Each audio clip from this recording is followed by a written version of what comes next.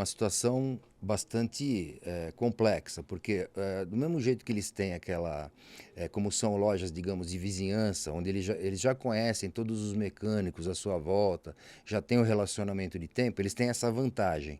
São lojas de vizinhança, eles atendem bem aquela região onde eles estão instalados. E um país com dimensões territoriais como o nosso, fica difícil para esses grandes terem uma capilaridade total. Nos grandes centros, eu acho que essas lojas pequenas têm um grande problema pela frente, né? Mas quando você sai mais para a periferia, mesmo aqui em São Paulo, né, que nós estamos, você tem uma periferia muito potente, é difícil alguém conseguir atingir todas as regiões. Então você tem lojas pequenas em bairros distantes que vão muito bem. Então eu acredito que essas lojas tenham aí uma vida longa.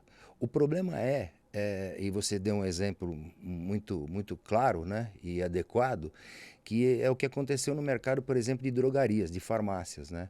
Hoje dificilmente você vê aquela farmácia do seu João, ele era quase que um médico para as nossas famílias, né? Ele mesmo dava injeção na gente, ele sugeria um remédio. Isso tudo acabou, porque as grandes redes engoliram essas. Eles não têm poder de compra, né? Essas pequenas farmácias, e as poucas que existem, também existe, você pode reparar, que nas periferias. Nos grandes centros, praticamente elas desapareceram.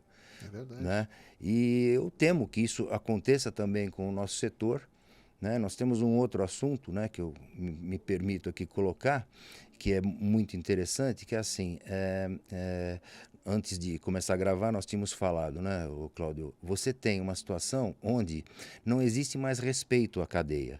Então, é assim, o distribuidor, ele passa a vender para o mecânico, né, e passa a vender para o mecânico pequeno, aquele mecânico que se servia antigamente do varejo do bairro. Né? Então o distribuidor, quando ele monta uma filial que funciona, entre aspas, como um atacarejo, né?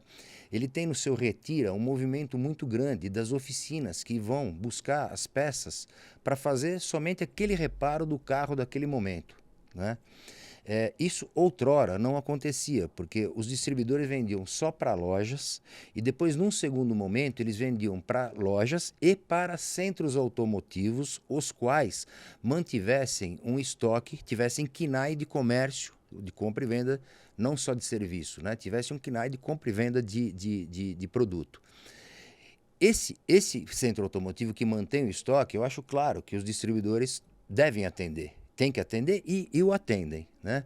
Mas o mecânico mesmo, aquele mecânico raiz, que não tem um jogo de pastilha de freio no estoque, e que o carro chega, ele desmonta o carro, ele dá o orçamento para o Cláudio do que precisa trocar.